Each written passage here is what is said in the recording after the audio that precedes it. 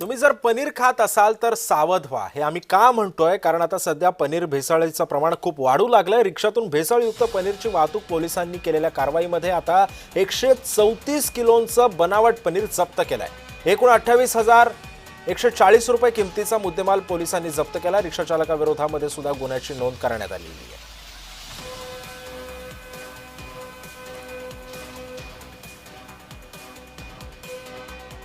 दरम्यान हे बनावट पनीर तुम्ही कसं ओळखाल हे आपण पाहतोय। बेसनासोबत पनीर पाण्यामध्ये उकळलं तर पाण्याचा रंग हा गुलाबी होतो। आयोडीनचे काही थेंब टाकताच शिजवलेलं पनीर पांढरं रंग बदलतं।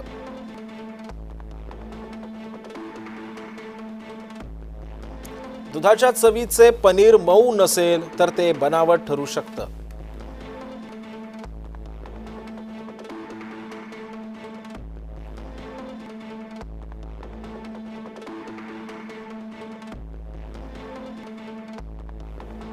त्यामुळे आपण पाहतोय की सध्या बनावट पनीर हे आता मार्केटमध्ये जास्त येऊ लागलेलं आहे।